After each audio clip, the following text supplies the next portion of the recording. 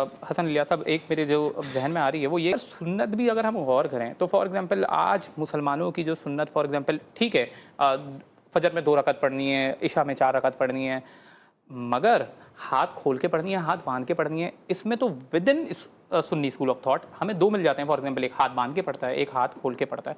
تو یہ سنت بذات خود ہے ہمارے مسلمانوں کے درمیان، ایک اس کے اوپر اجماع بھی موجود ہے، اور لوگ اس کو یہ بھی نہیں کہتے کہ ہاتھ کھول کے پڑھنا حرام ہے. تو یہ بھی تو ہمارے سامنے ایک بات آ گئی ہے سامنے. جی دیکھیے، سنت جو منتقل ہوئی ہے اس عمل کے اندر بہت سارے ایسے ضمنی اعمال ہیں جن میں اللہ کے پیغمبر نے انسانوں کو اختیار دیا ہوا ہے. مثال کے طور پہ نماز منتقل ہوئی ہے. نماز کے اوقات، نماز کی جماعت، نماز کی اذان، نماز کی رکعتیں، ان میں اختیار نہیں دیا گیا. پھر نماز کے 2 حصے ہیں، ایک لازم اعمال ہیں اور ایک اختیاری اعمال ہیں. جو لازم اعمال ہیں اس میں قیام ہے، اس میں رکوع ہے، اس میں قعدہ ہے، اس میں سجدہ ہے، اس میں قرات فاتحہ ہے، اس کے ساتھ قرآن ملا کے پڑھنا ہے، اس کے ساتھ ساتھ رکوع ہے. اس کے اذکار کیا ہوں گے اس میں آپ کو اختیار دیا گیا ہے. اسی طرح سے آپ جب کھڑے ہوتے ہیں، کھڑے ہونے کے بعد قیام میں ہاتھ باندھ رہے ہیں یا نہیں باندھ رہے ہیں، یہ اختیاری عمل ہے.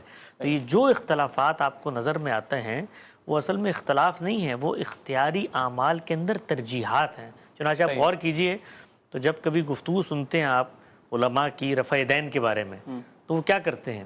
وہ رسالت مآب صلی اللہ علیہ وسلم کی نسبت سے منتقل ہونے والی تاریخ سے دلائل لے کر آ رہے ہوتے ہیں کہ بھئی یہ فلاں فلاں صحابی نے بتایا رسول اللہ نے یہ کیا. جو نہیں کرتے وہ بھی لے کر آ رہے ہوتے ہیں. اس کا کیا مطلب ہے؟